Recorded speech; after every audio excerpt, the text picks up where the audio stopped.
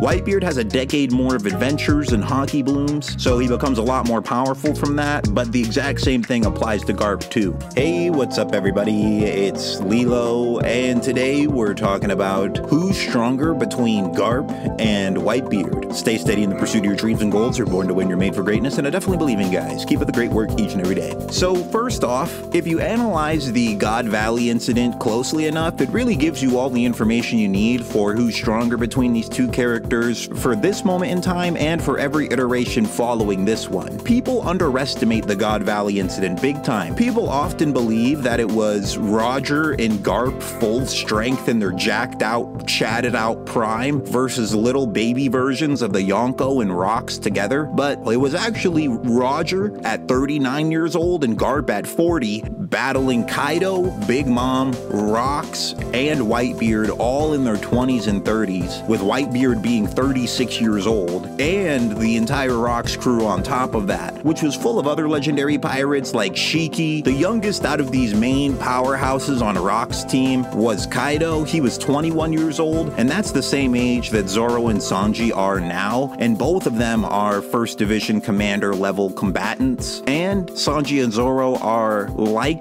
a good amount less talented than Kaido is based off of lore, because Kaido is consistently depicted as a natural disaster who's just too strong for no reason. So Prime Garp versus Prime Whitebeard, if we want to start out there, that pretty much already happened in the story at God Valley. Garp stomped Whitebeard out, and not only that, Garp stomped out Whitebeard plus several other future top tier pirates at the same time. So the gap between Garp and Whitebeard was pretty big at this point in the series, with Garp being significantly more powerful, even though they're both around the same age. To highball Whitebeard, you could say that Whitebeard becomes his strongest around a decade later when he meets Odin. Whitebeard has a decade more of adventures and hockey blooms, so he becomes a lot more powerful from that, but the exact same thing applies to Garp too. And we see Prime Whitebeard fight sick, dying Roger to a stalemate after 3 days, with neither of them really getting the upper hand on the other. So what we see here is that Garp's considered a rival to healthy Roger, while Whitebeard is considered a rival to sick, dying Roger. And the gap in their power is emphasized a little more depending on which translation you read. Some of the translations have Roger saying that Garp on his own has the ability to capture him now. So even at the point where Whitebeard's at his absolute pinnacle in strength, Garp still has better lore that surpasses what we see Whitebeard accomplish. Then at some point over the next 3 decades, Whitebeard becomes deathly sick and spends most of his time just sitting on his pirate ship, chilling with some cuties, getting medical treatment and getting drunk, while Garp is still healthy, steadily fighting pirates, just grinding. At this point, Garp and Whitebeard are both starting to become old men, so now it's not really an idea of who's getting stronger. Now the idea is who's maintaining more of the power they used to have. So that would hands down go to Garp, because Garp is out there grinding and staying active and strong, while Whitebeard's pretty much just chilling. Following that logic, by the time they reach Marineford, Garp would also be stronger than Whitebeard there as well. And the reason why Garp just does nothing during Marineford is because that entire war is his worst nightmare that he's been trying to prevent for the last 20 years.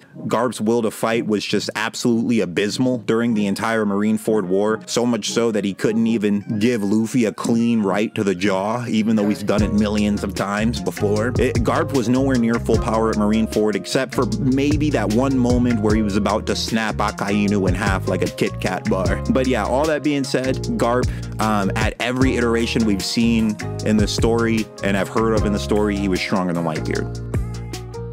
Hey, what's up everybody? Time for the Lilo's Adventure Talk Show. So this is episode 2 of the Lilo's Adventure Talk Show. We actually did one of these 6 months back and I just didn't touch them again. I'm doing these as a reward to all the viewers who watch the video to the end and are active in my community tab on my YouTube channel. If you do both of these things, you could be in the next video and influence future videos.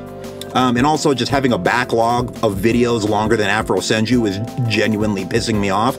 So I said, screw it. And I had a whole list of unreleased power scaling videos. I said, screw it. let's start releasing them here. So that's what this is. And also this is where I'll be doing collabs in the future too, like collabing with other YouTubers and collabing with people in the community tab. That'll be done here as well. So today we're starting off with Gon versus Killua, all arcs.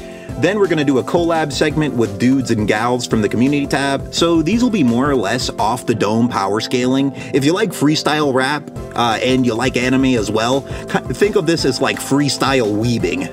Alright, so let's go. Starting out, in the Hunter exam arc, Killua was objectively stronger. That's because he had been intensely trained by some of the strongest people in the series for 9 years already by the time he meets Gon, while Gon has had zero official training yet, except for just like a little bit of nice, encouraging words from Kite, and that, which was pretty much just like, hey dude, your father's kind of a deadbeat, but he's a strong deadbeat, so yeah, I'll see you later. And that was about it, but that's pretty much all the guidance Gon got while Killua was trained for 9 years with the world's best fighters. So, yeah, the fact that Gon and Killua were comparable at all in the first arc of Hunter x Hunter shows how Gon's potential throughout the whole series. This is stated. It's stated by Netero.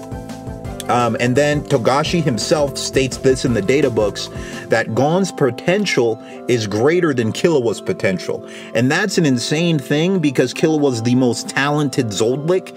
Now, talent and potential are two different things. Talent is how fast you can learn something. Potential is like how far your ceiling is, right? So they're about, Gon and Killua are about equally talented, but Gon has more potential.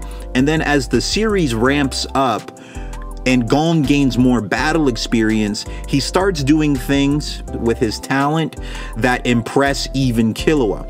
Okay, and I know this is out of order, but I want to say this point in the beginning, and then we'll get back to it later as we get to this arc. But in the Chimera Ant arc, the training portion before that, where Gon and Killua are fighting against Knuckle, there's a scene where Gon's fighting Knuckle, and mid-fight, Gon is learning and developing new Nen techniques. Killua sees Gon doing this. After training side by side with Gon for 2 years, he sees Gon doing this, and he straight up says, like, dude, what the heck? That's insane. How are you developing this quickly? Like, he was seeing Gon's ability to learn and develop new techniques, and it impressed the most talented Zoldlik of the generation. Someone who, before even meeting Gon, he was extremely cocky. He thought that there was no one who could beat him other than his own relatives. Meeting Gon showed him that he's not the most talented person alive, that there's other people in the world relative to him in talent. And then as he gets exposed to Nen and all these other things, he realizes that there was a big power gap between him and a lot of people. He was just naive. But I wanted to get those points out of the way first to kind of give a bare foundation. Gon is the character with more potential, but they're both even in talent, just about even in talent. As the series progresses, they start growing together, so the matchups get more interesting as you go into later arcs, but I wanted to lay that all out as a foundation, okay? So we go into the Hunter exams.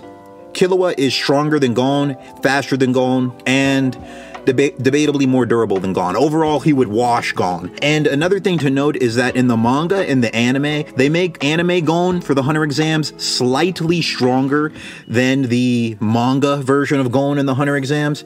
In the anime and in the manga, Gon and Killua are both shown leading the pack during the race, so they're in the first and second place of the running portion of the Hunter exams in the anime and in the manga.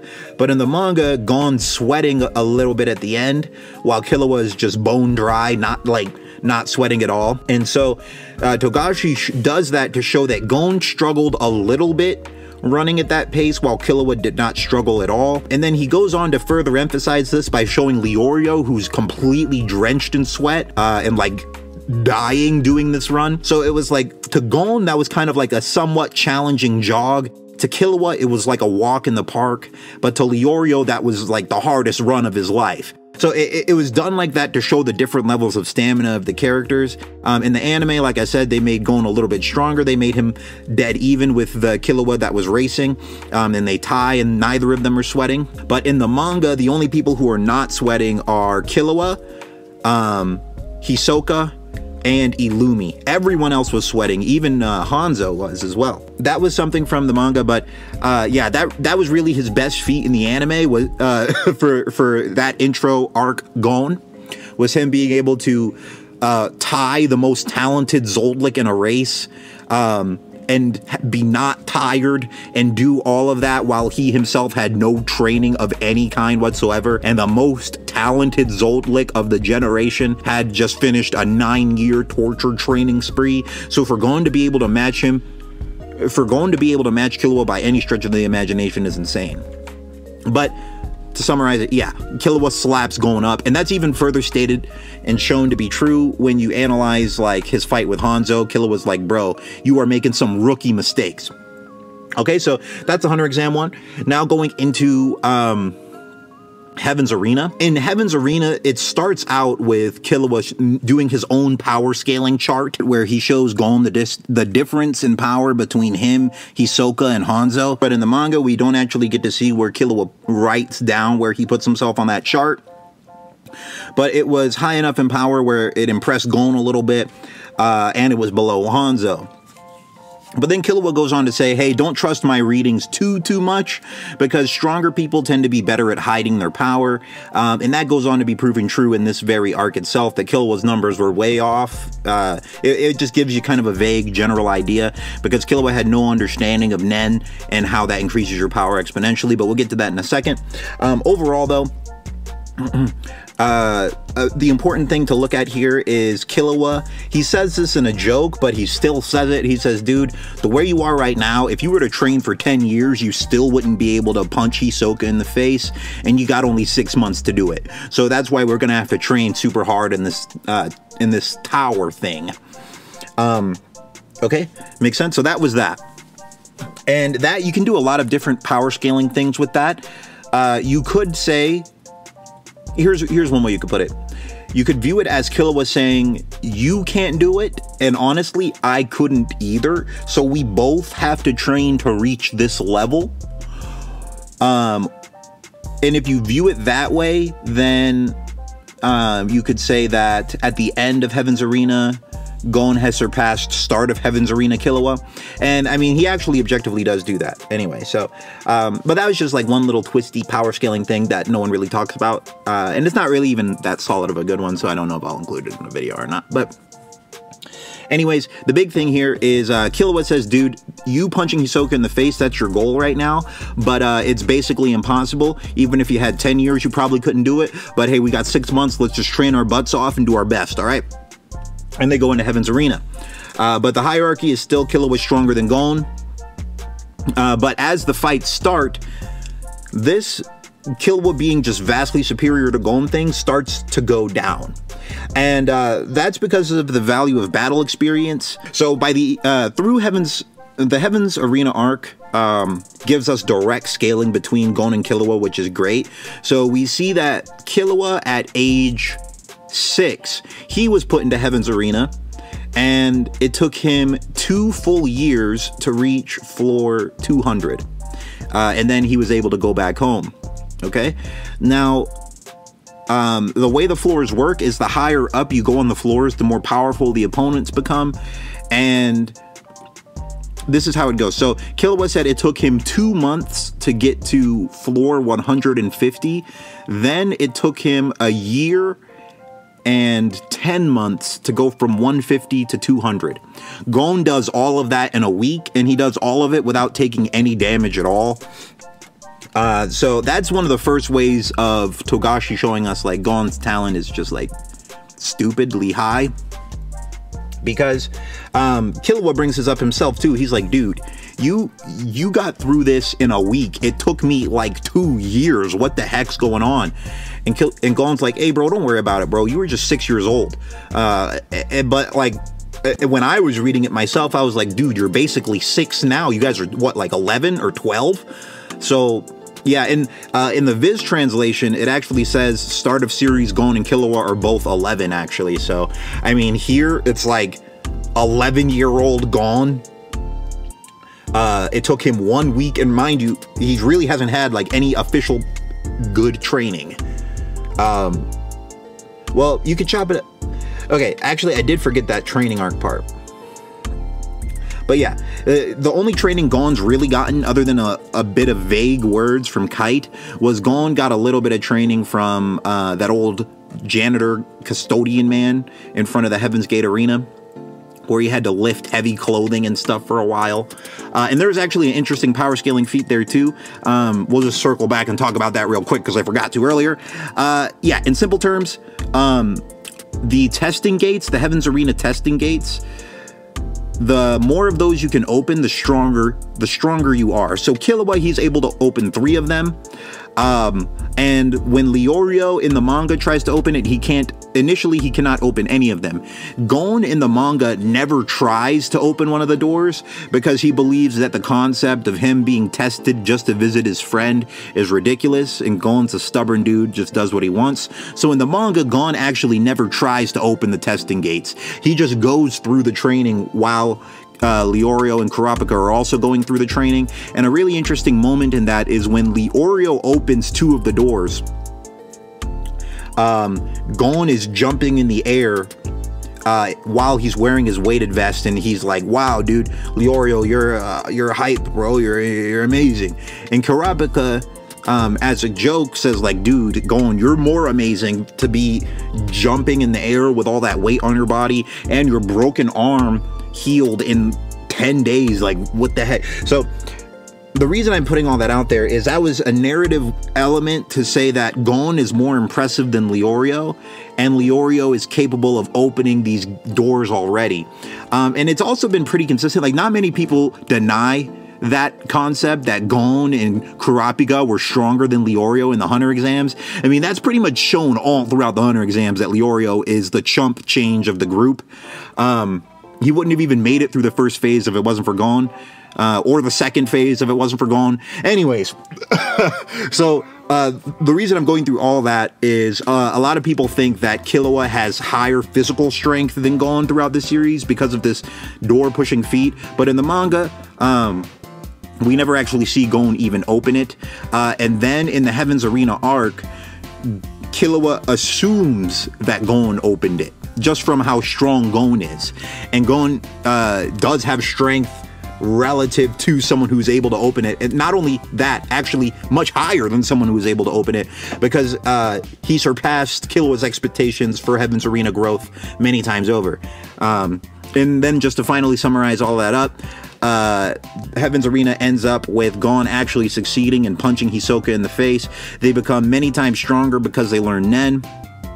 So much so that end of Heaven's Arena Gon is already many times stronger than start of Heaven's Arena Killua. But Heaven's Arena arc Killua is still a little stronger than Heaven's Arena arc Gon, but the gap between them has closed a lot. They're more relative to each other. They're more like becoming rivals now. The arc started out with Killua kind of in a coaching position, and by the end of the arc, they're more like training partners, more considered relative, with Killua still being a little bit ahead. But yeah, Gon, his growth rate was so fast that it surpassed Killua's predictions many times over. And then by the end of the arc, he's strong enough to land a punch on Hisoka's face, something that Killua said would take him 10 years. He does it in 6 months, and then they bounce. Okay. So, but that still ends up with Killua being a little bit stronger than Gon. The experience gap is pretty huge. Killua has a list of named techniques, while Gon himself still has 0. He just has straight fisticuffs, and he doesn't have any like martial art trained style. Gon is just straight freestyle brawling every time he goes in there, which gives you even further proof that he's the more talented of the two. There's a lot of little things throughout the series that show that and hint at that, but that's another one. Okay, but yeah, Heaven's Arena finishes with Killua's the winner. Phantom Troop arc, Gon and Killua have no power-ups of any notable kind whatsoever. The only bit of information we get in Phantom Troop is that Killua's once again impressed with Gon for being able to keep up with Killua on an assassin-type stealth mission. And honestly, it doesn't even make sense why Gon's able to like be that good at that anyway, but he is. It's because of that Freaks' blood. That's it. Well, yeah, it's explained that he's able to do it because of his upbringing in the woods, but I mean, long story short, it's really because that Freaks' blood is OP, all right? How in the world is some kid with no training able to match the most talented Zoldyck in stealth? Sorry, bro, that makes no sense. It's just talent out the wazoo. And, you know, the thing is with Gon's character, like, there's something about him where I just, the talent idea of it and the potential idea of it doesn't ever come across as corny or annoying to me. It just seems cool.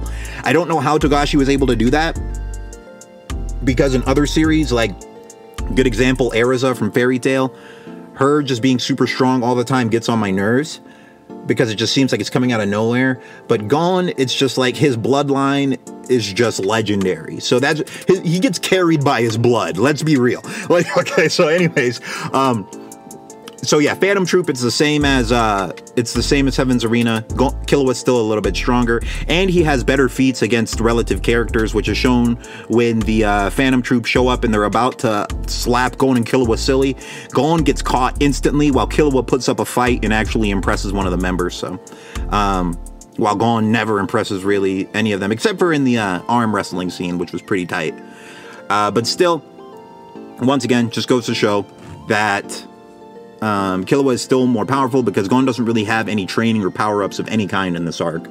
Neither of them really do, so it's pretty much the same as Heaven's Arena.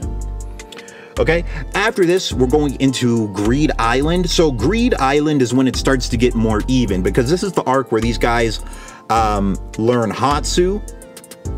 Okay, and this is where it gets interesting.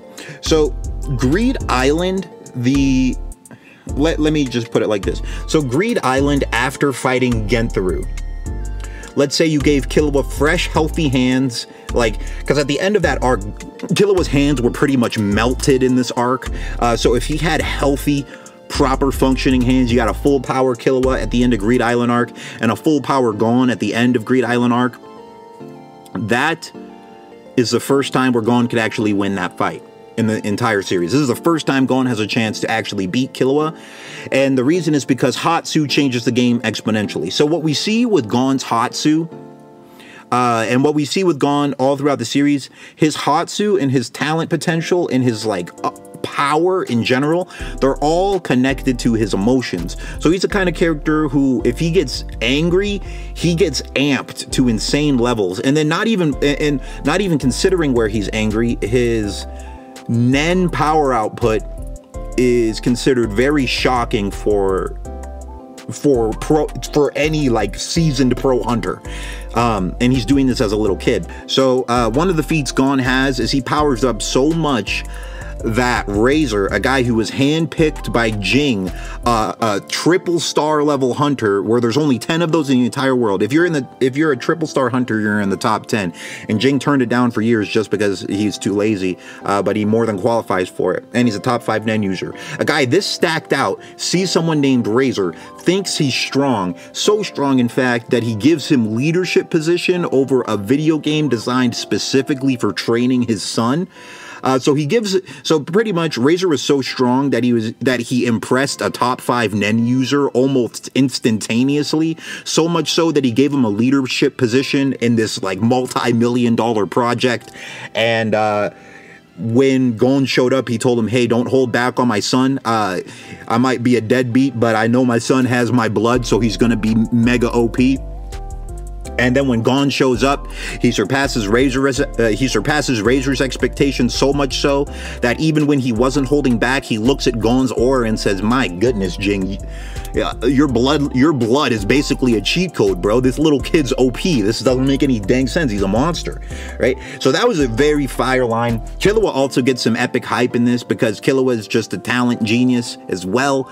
And his battle IQ is just one of the highest in the series, far higher than Gon's, I'll be real with you. He's just been through so many experiences and can learn things so fast that it's really insane. He even beats Gon in an Enhancer Nen category training event in this arc too. And that is the one where it makes it skewy in the argument of Gon being more talented than Killua, because it's like, bro, this guy beat Gon in his own category when they were both learning something for the first time. Even though they were both in the, like, super talented range, Killua was just slightly better. And the same thing happened when they had the Nen jumping thing. So I mean, this argument can go different ways, but that's why I lean more towards saying that Gon and Killua are relative in talent, with Gon having greater potential. And then as the series goes on, Gon's talent gets bigger and bigger because he's gaining more battle experience. And then Killua started the series with 9 years of battle experience. So that's why stuff like that can happen, where when they both are learning something for the first time, Killua can sometimes learn it faster. His battle experience gives him an edge in learning new things quicker. That's like my headcanon answer to it. But I mean, if you want, you could just say Killua is a little more talented and Gon has more potential. That would also be fine too. But it's like their talent is so close that it doesn't really matter. But anyways, I don't want to get stuck on there. This arc ends up with Gon being the only one. This is the only arc where Gon actually has a chance of being able to beat Killua, and that's because of the Nen Needle in Killua's head. So the way the Nen Needle is set up is if Killua's fighting somebody and he's not certain that he can win, then he just gets the overwhelming desire to just run away, just straight dip. Okay, that's the Nen Needle. It's like programming that they put into his brain as a child. And yeah, so if Gon and Killua were to actually fight, and then Killua sees Gon charge up a rock, an attack so strong that it was matching the power of Razor, this top tier hunter, so strong that he impressed a top 5 Nen user. Okay, Killua sees that, he's running, bro. He's dipping. The Nen Needle would trigger and he'd dip. So, I mean, that's the only kind of way Gon would really be able to beat Killua here. And the thing is, like, Rock has so many weaknesses that when you're charging it up, you're just completely exposed and vulnerable. But just the way that the Nen Needle works, the moment Gon starts putting some real power into that, Killua would bounce. If they were enemies, Killua would bounce. And that's the first one where Gon could actually win. Yes, Killua is still the more skilled fighter. Yes, Killua is the one who has all these techniques. Gon has the straight fisticuffs. But at this point in the series, now you can no longer say that Killua's base speed is faster than Gon's, because there's a scene at the start of Greed Island where they fight a hunter named Beanolt, who is a serial killer, and Beanolt was so strong and fast physically that Gon and Killua working together while he was near death, he was still whooping them, like still able to hold his own and nearly killing them. Killua said if Beanolt wasn't injured, there was an attack in their first fight where Beanolt does it, and Killua was like, bro, if that guy wasn't injured, he would have just slashed my eye out. Okay?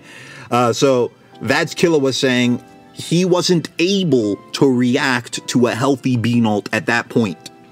Then, by the end of that training session, like a few days later, Gon has gotten so strong that he's trading hands with and dodging a fully healthy Beanolt.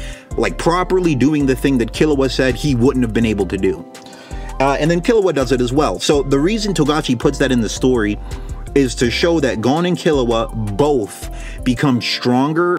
If you want to use a scale, let's say when Killua enters into Greed Island, he's a 5 out of 10, Gon's a 4 out of 10, and then Beanolt's a 6. When they get in there, they're both weaker than Beanolt, but by the end of it, they're both stronger than Beanolt, meaning they both reach level 6 at the very least, but probably closer to 7. If you put it in that scaling terms.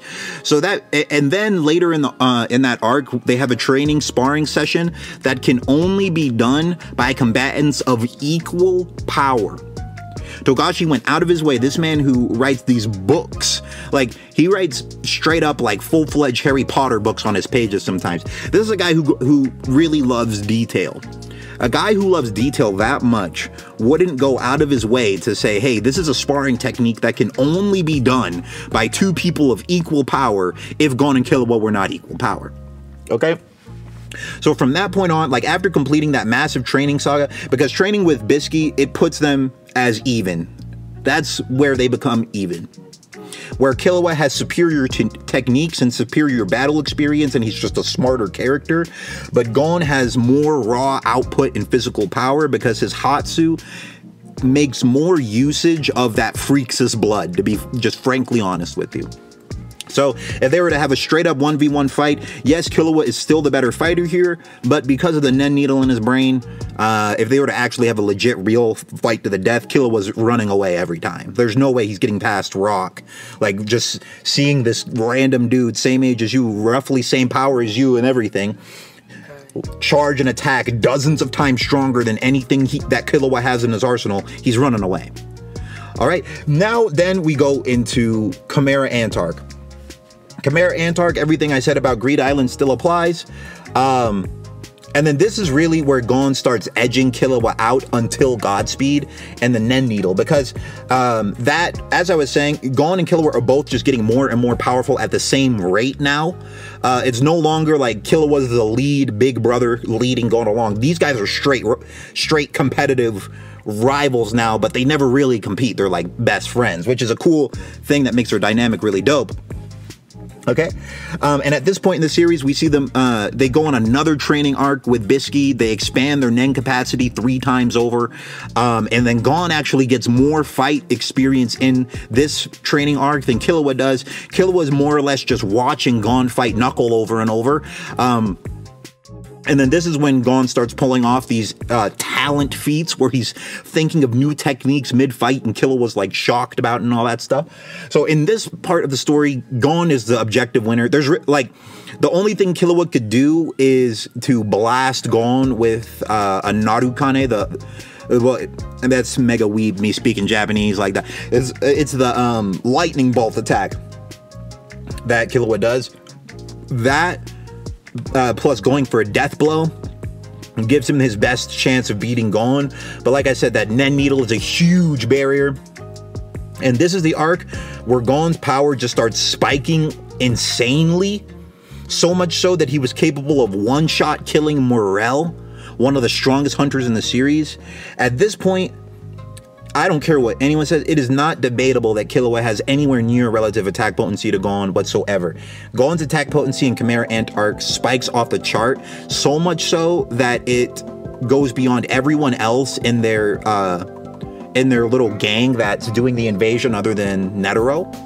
Like, it goes above anything in Knuckles' arsenal, goes above anything in Shoot's arsenal, goes above anything in Morel's arsenal that he displayed in terms of attack potency. And then Killua also does the same thing, but for speed. He develops a speed Hatsu that goes beyond any speed feat that anyone else in that crew has displayed as well, except for Netero. Gon and Killua both do like impressive feats in that way.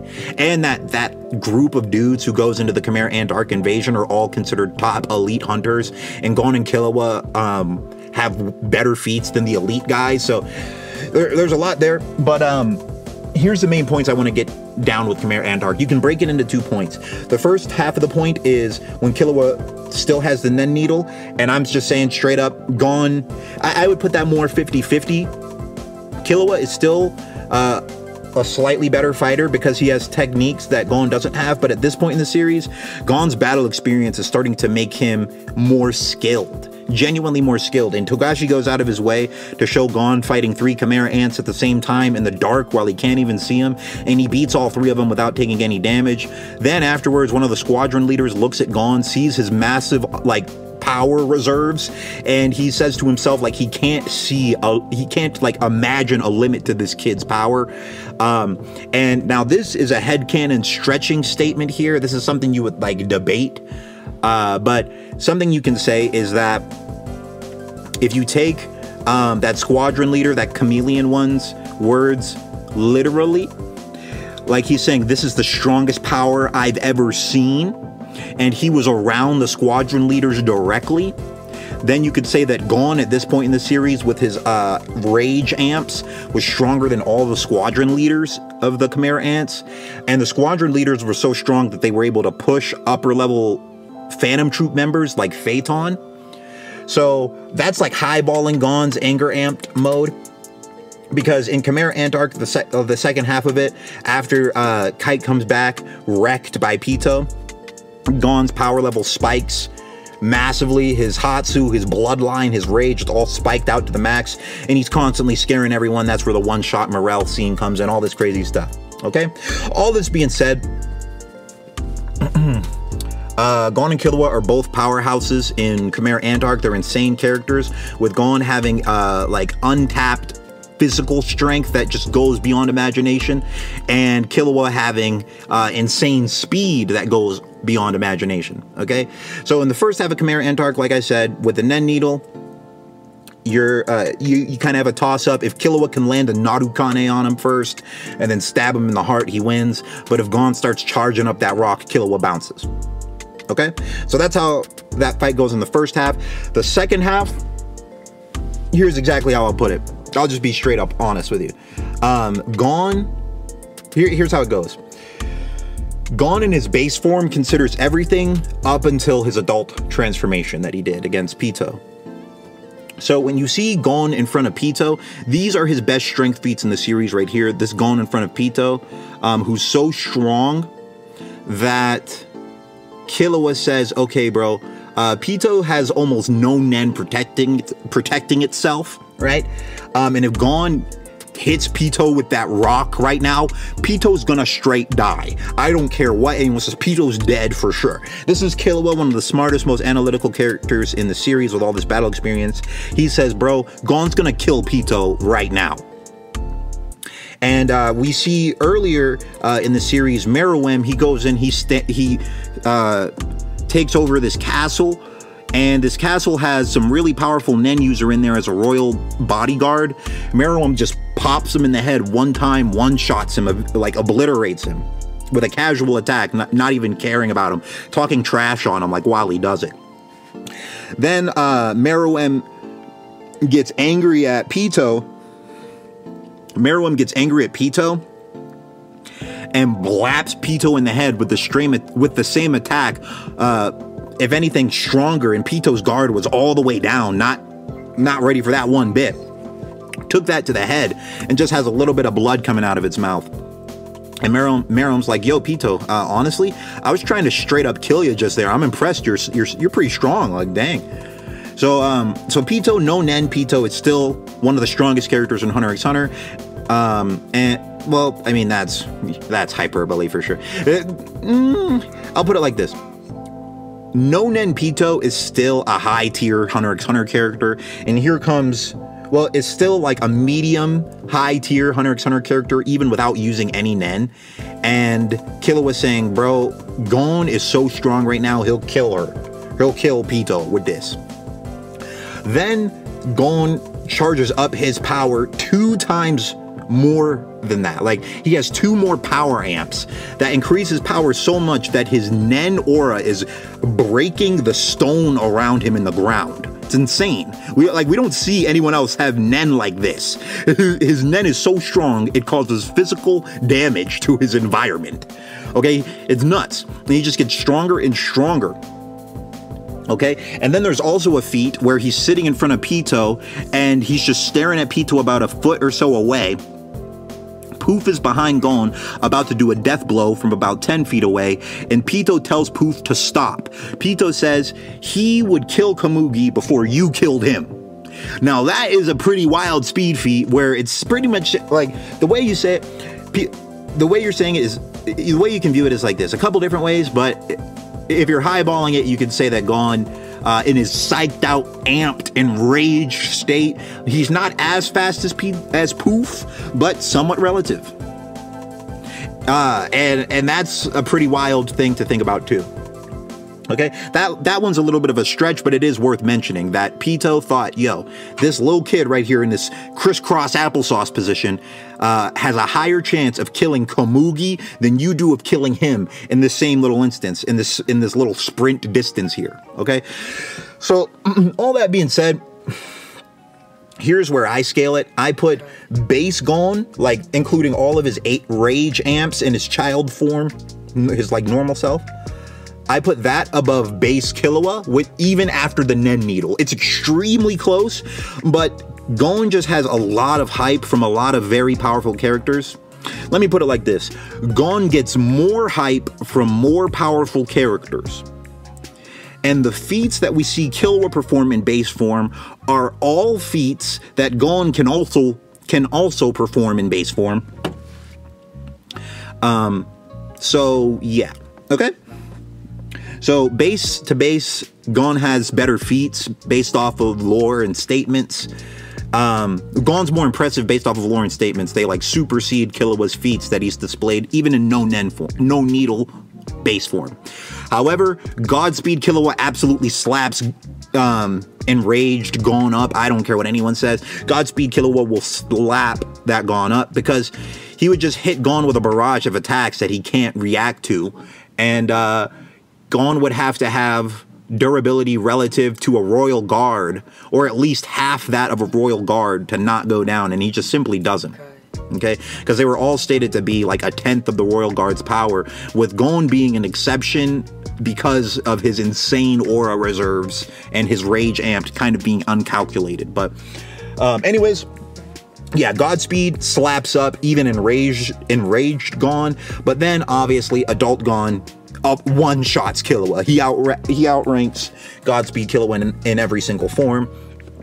Then after the Chimera Ant arc is done, we pretty much enter hiatus mode. And then everything from there is just like pretty much long books of text in the manga. So I won't go too in detail on any of that stuff.